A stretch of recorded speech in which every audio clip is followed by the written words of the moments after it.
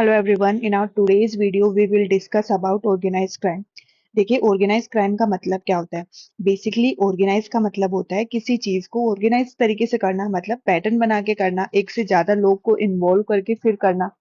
देखिए हमारी आईपीसी के अंदर ये प्रोविजन कहीं भी मेंशन नहीं था, पर बीएनएस के अंदर ये प्रॉपरली क्लियरली डेफिनेशन में मेंशन है।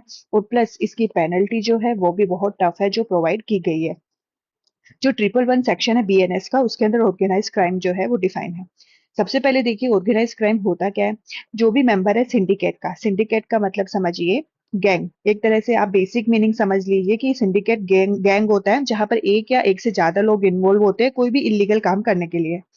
एंड इट इंक्लूड्स फॉलोइंग, क्या इंक्लूड करते हैं ये, वायलेंस होता है उसमें, थ्रेट ऑफ वायलेंस, धमकी दी जाती है वायलेंस की, इंटीमेशन होता है, कोर्जन होता है, या फिर कोई और कंटिन्यूइंग अनलॉफुल ऑफेंस या फिर एक्टिविटी, दोनों ही इन्वॉल्व है। अभी ऑफेंसेस होते कौन से हैं। ये ऑफेंस होते हैं अनलॉफुल एक्टिविटी में, जैसे कि किडनैपिंग करना, रॉबरी करना, व्हीकल थेफ्ट, वाहन की चोरी करना, एक्सटोर्शन, फिर लैंड ग्रैबिंग या फिर कॉन्ट्रैक्ट किलिंग, किसी को पैसे देके किसी को मारने के लिए बोला गया हो, कॉन्ट्रैक्ट किलिंग। इकोनॉमिक ऑफेंसेस मतलब कि जिसमें फाइनेंस इंक्लूड हो, पैसा इंक्लूड हो, वो ऑफेंस। साइबर ऑफेंस जो कि टेक्नोलॉजी से रिलेटेड ऑफेंस होते हैं वो। ट्रैफिकिंग हो रही है पर्सन की या फिर ड्रग्स की या वेपन्स की, या फिर कोई इलीगल गुड्स और सर्विसेज, और या फिर वुमेन ट्रैफिकिंग हो रही है प्रोस्टिट्यूशन के लिए या फिर रैंसम के लिए। तो ये जो ऑफेंसेज है, ये सारी जो लिस्ट दी गई है, ये ऑफेंसेज है वो ऑर्गेनाइज क्राइम के अंदर है, वो इंक्लूड होते जाते हैं। सबसे पहले सिंडिकेट का मतलब हमने समझ लिया कि गैंग होती है, दो या दो से ज्यादा लोग इन्वॉल्व होते हैं कोई भी इलीगल एक्टिविटी करने के लिए। कंटिन्यूइंग अनलॉफुल एक्टिविटी का मतलब क्या होता है कि कोई भी पर्सन है वो बहुत ही लंबे टाइम से ये एक्टिविटी कंटिन्यूइंग मतलब लंबे टाइम से होती जा रही है।